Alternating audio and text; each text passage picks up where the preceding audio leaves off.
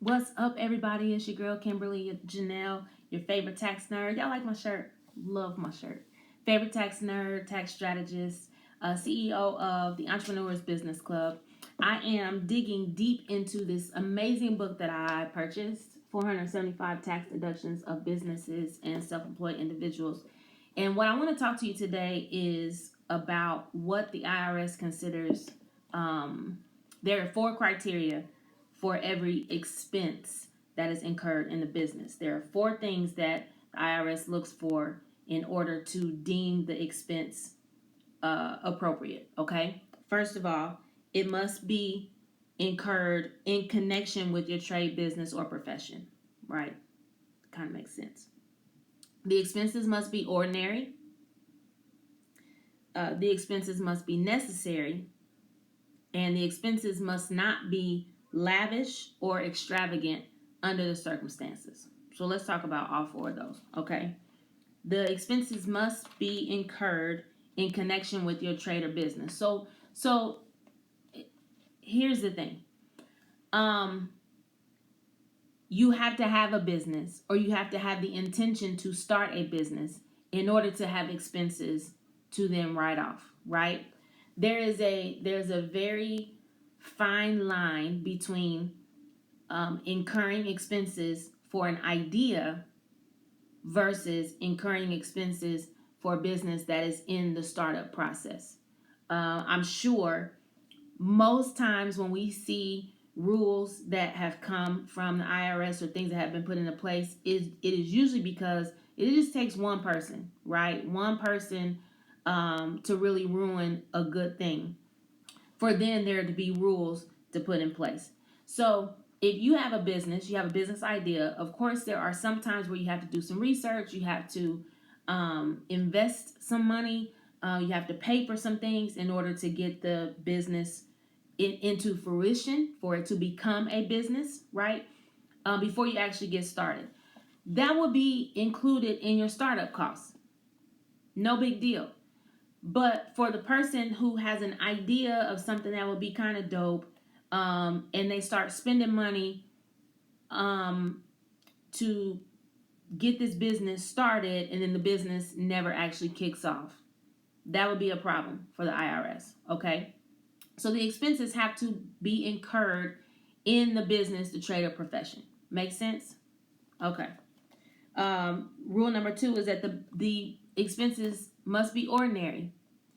They have to be ordinary for your line of business. Let me think of something that would be unordinary.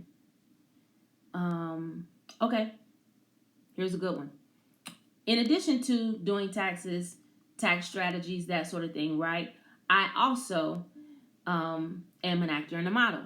So what is ordinary for me as an actor and a model is to get manicures, because on a whim, my agency can send me a call sheet or an audition notice for and ask for shots of my hand. They may have a client that the only thing they want us to do is to pass their product in the commercial. So they want to see what our hands look like, right? So what will be ordinary and necessary for me, or let's just say what will be ordinary in my line of business as an actor and model, is frequent manicures. That would be ordinary, and I can explain it just as I did, right? But that may not be ordinary for a yoga instructor. That might not quite be ordinary in her line of work as a self-employed yoga instructor. Does that make sense? So it has to be ordinary based on your line of work. Okay. Number 3, it has to be necessary. The definition for necessary in the eyes of the IRS is a little different than what we use. When I say that it's necessary, like it is a need, I have to I have to have it, right? That's not necessarily the definition that the IRS uses when they say necessary. Their definition of necessary is something that is appropriate and helpful in developing and maintaining your trade of business. So some of the examples that they gave is that air conditioning in a building is not necessary. Um, it's not. It is not required, but it is appropriate and helpful to keep your business functioning as normal, right? Another example that they gave is nice furniture. Nice furniture is not necessary. You don't have to have nice furniture, but it is appropriate and helpful. Okay, so you just have to think about your line of work and what will be considered necessary. For a mechanic, he needs to have tools. Tools are necessary. Certain lifts are necessary to operate in their business. Um, Consultants.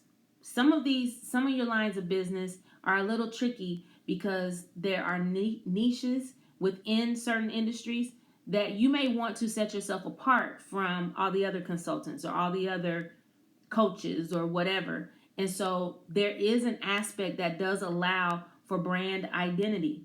If you are branding yourself as this type of coach or this type of consultant or this type of speaker or this type of whatever, um, and you're consistent with the branding, then you can say that it's necessary for your brand. Okay, that's when a good tax professional who understands the tax law and understands your brand, your business, can advocate for you if that's ever an issue. Okay, and then the last thing is that number 4, that the expense is not lavish or extravagant.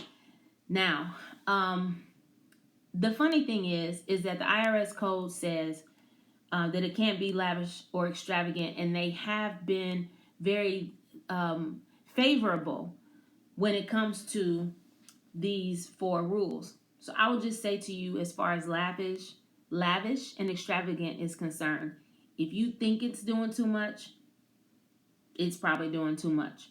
You need to be comfortable with whatever decision you make in your business. And what's lavish to me may not be lavish to somebody who lives in a suburb of my city. I was going to name the city, but you may not be in Indianapolis. Okay.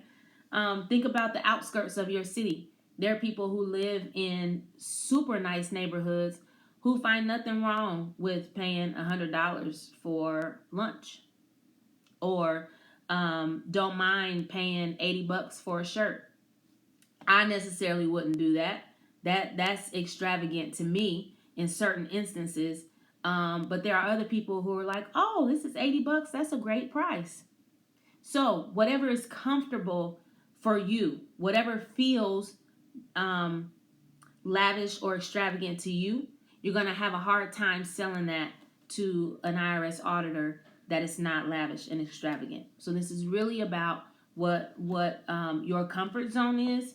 It's about how you are deciding to brand yourself in your business, and you understanding the definitions that the IRS has set in regards to ordinary, necessary, extravagant, and lavish. Okay, so don't forget 4 rules for the expenses that you incur in your business must have happened it must have incurred in the business, the trade or profession. Must be ordinary, necessary, cannot be lavish and extravagant. Okay, so I hope that makes sense. Until next time.